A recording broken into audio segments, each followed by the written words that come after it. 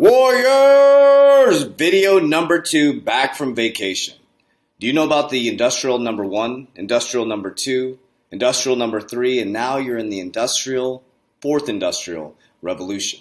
My name is Coach JV. I am the top health and mindset coach in the world. What you believe in your heart, you think in your mind, will eventually become your words and become your reality. I repeat the same things every single day because what you repeatedly do gets ingrained in your subconscious mind.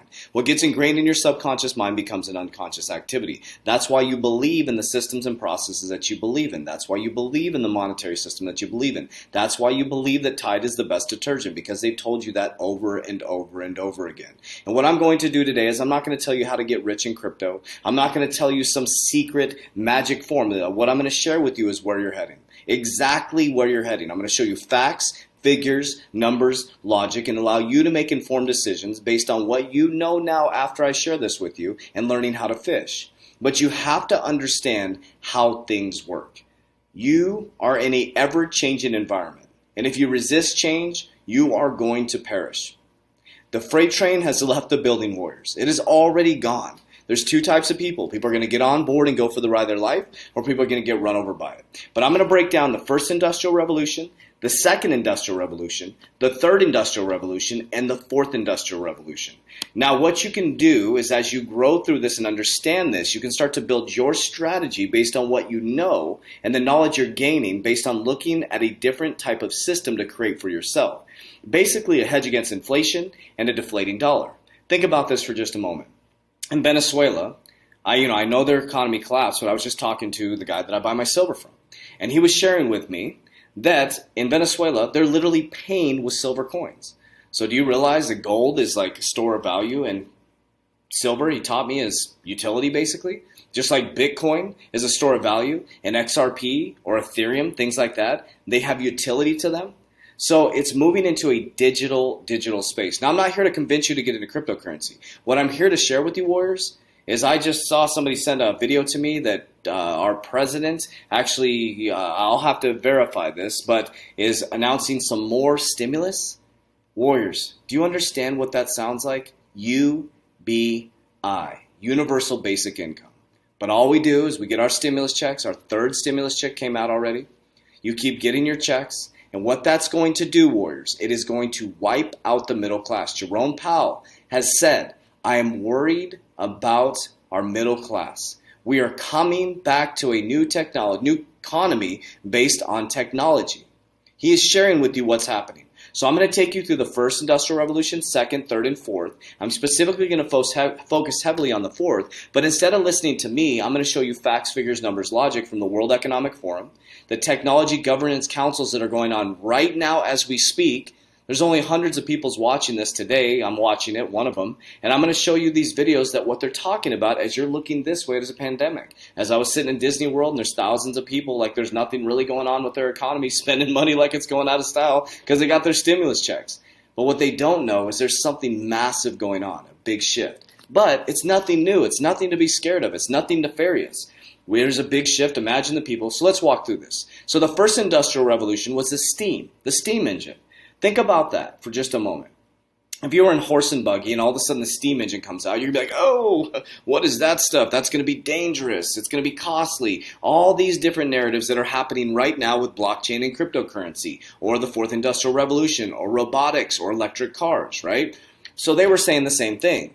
Then we switch over to Edison, electricity, things like that. There was a whole new economic system was created off of electricity. Now let's pause for a moment. The richest people in the world come from the first industrial revolution. The richest people in the world come from the second industrial revolution. The people who made a decision in between the first and second to invest in the new technology of the new industrial revolution. So then we were in this 2.0, industrial revolution number 2. Then computing started to come out. That is the richest people in the world. So let's back up. Industrial Revolution number 1 was the 1700s. Industrial Revolution number 2 was the 1800s. And as we went into the 1900s, which a lot of us have experienced, right? Most of us have experienced watching this. That was a silly thing. But 1900s, duh. that was silly. Okay, but 3.0 is computing, right? So computing, internet, email, your iPhone, all these things that you have. And you slowly have been transitioned now into the fourth industrial revolution. And you experienced something called the C word, a pandemic last year. And I'm going to share some stuff with you that the World Economic Forum has been talking about. Now, they've been talking about this for a very long time. I'm going to show you some governance committees that are going on right now. Japan has taken the leadership role in technology and moving towards innovation. China is becoming the new superpower. So these are things that are happening, but why am I bringing this up to you? I'll give you an example of what I did today. So over the past year, we were trying to do the math. I have increased my portfolio dramatically in the cryptocurrency space. Now, I'm not a financial advisor. This is not financial advice. I just made some decisions to go against the grain, being an ex-banker, and I did what I thought was right based on my gut and a whole ecosystem that I created, mind, body, and soul. And I made some great decisions, and these decisions have paid off. But I'm really being smart with this. For example, VeChain hit my first exit target of my 50% exit strategy. I took those profits and I went to my silver dealer and I bought silver. So I'm not only hedging against inflation, I'm hedging against deflation. So I'm investing in the fourth industrial revolution, but at the same time, I'm investing in God's money as well. So I'm going to have an ironclad system, a rock-hard system that if anything fails, I will be covered across the board. It's about thinking differently. Did I think this way 4 years ago? No. I was in the banking system. I was deep in the matrix. But when I opened up my mind and awareness through working with shamans and opening up my mind to God's consciousness and starting to think differently, I broke free from what I call the matrix, and I saw that there's a system being built, and it's been built over and over again. But you have the opportunity to be part of this shift from third to fourth. That's what we're talking about. I know it's not fun to sit here and say, oh, you're going to get rich off crypto, but you have to understand this because that's what you're investing in. Okay, we don't have to understand anything. You can believe what you want. Okay, so let's take a look at this. So this was in Global Technology Governance Report 2021, Harnessing the Fourth Industrial Revolution Technologies and C word, can't even say that word, Insights Report in 2020. Okay, so let's take a look. So I'm not going to read this whole report to you, obviously, but let's take a look at blockchain, okay? So let's go up here and let's type in blockchain.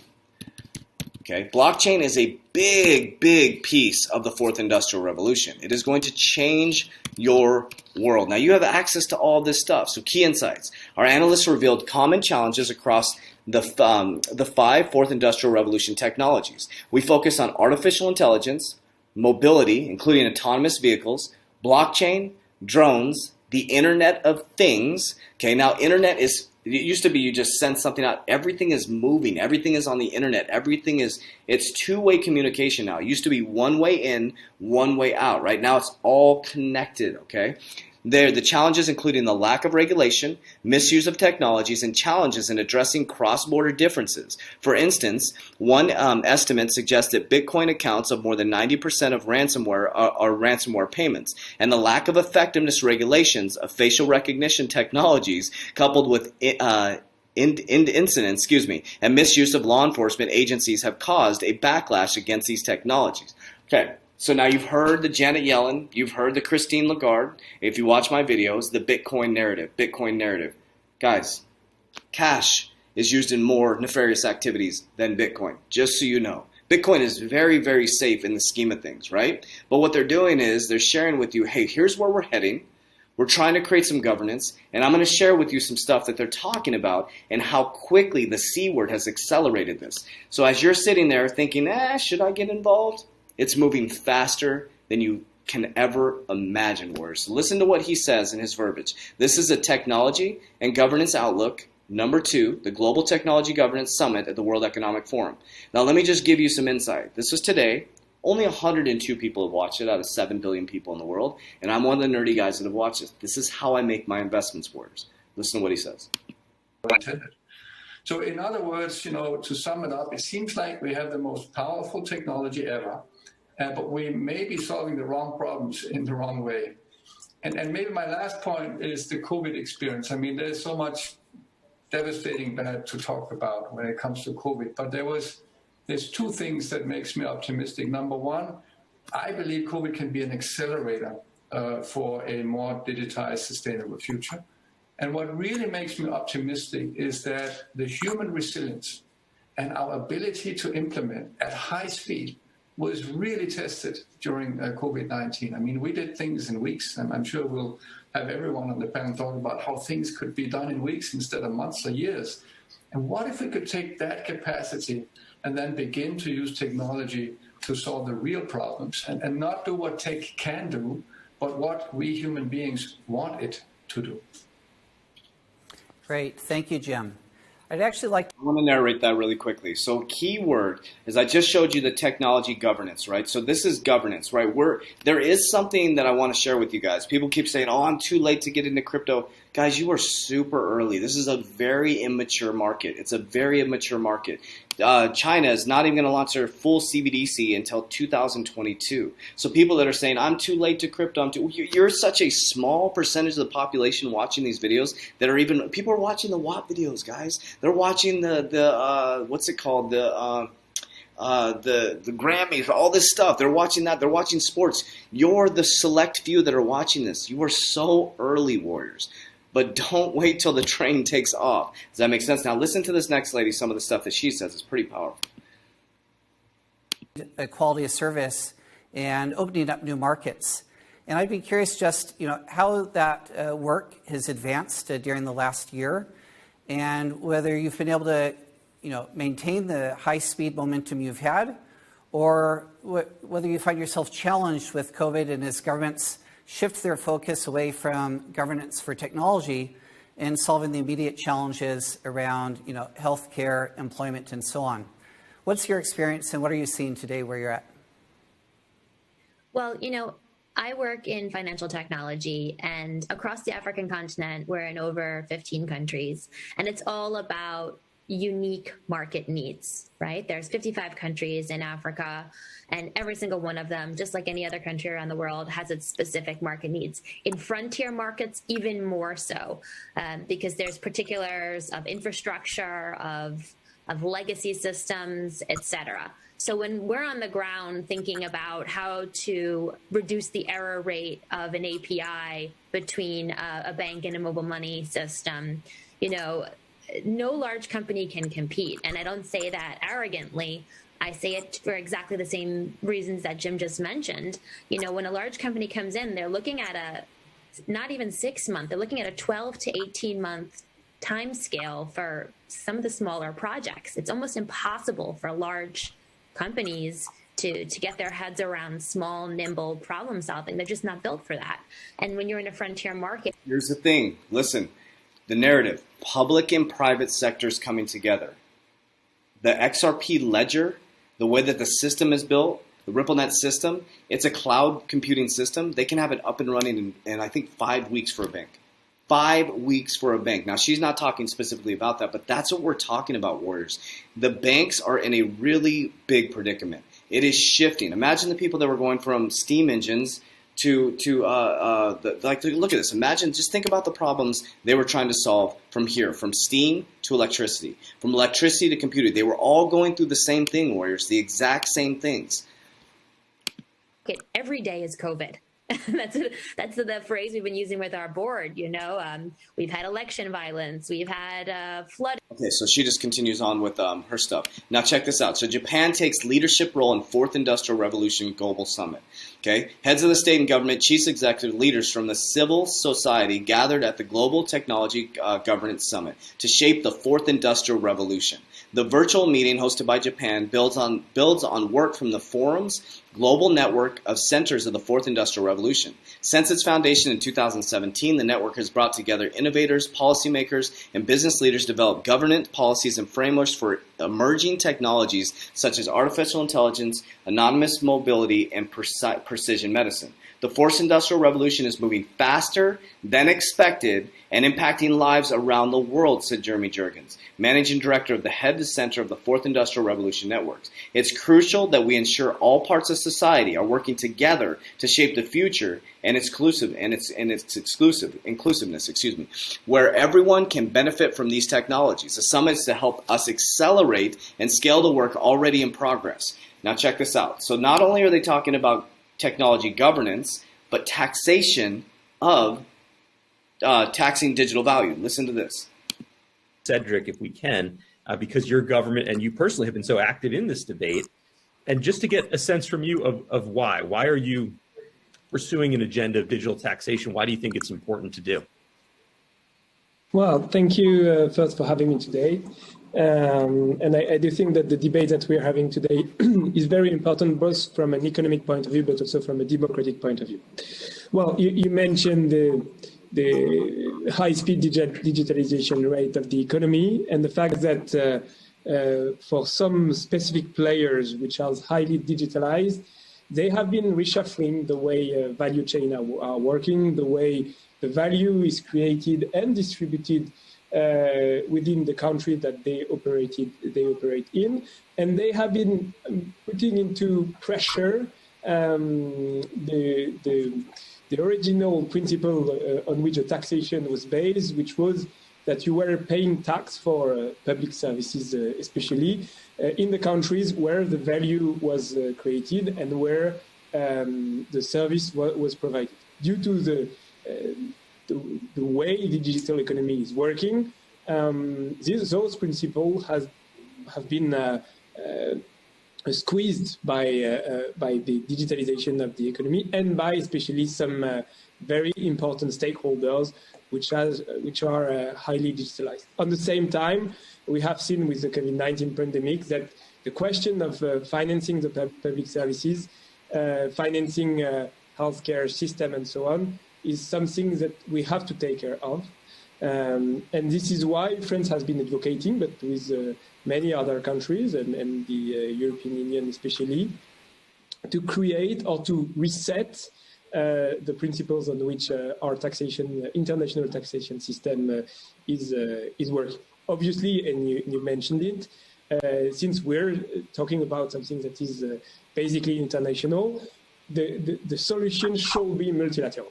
We need to find a multilateral solution. This is why we have been backing for many years now a solution at first at the OECD level, if not at the European level. But what we cannot condone is the fact that there is a huge democratic pressure on those questions of sharing the value on taxation. This is why some countries, in the meantime, until we are able to find a solution at the international level, have decided to take the initiative. France is one of them, but this is not the only one. And if you look at the multiplication of the countries that are taking initiative at that point, that will give a... Okay, so the key to understand this, Warriors, is I want you to think about something for just a moment.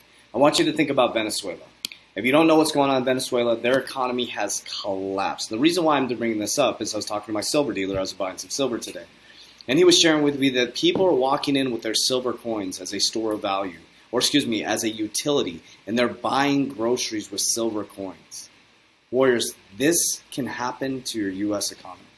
Every single fiat currency means a issued currency by a country, has collapsed in history. Think about this. China is heading towards a new superpower. They are going to keep printing money. I'm going to check out this news and verify the news that if our president launched more stimulus, Warriors, I need you to understand what that means. It's going to continue to devalue your U.S. dollar.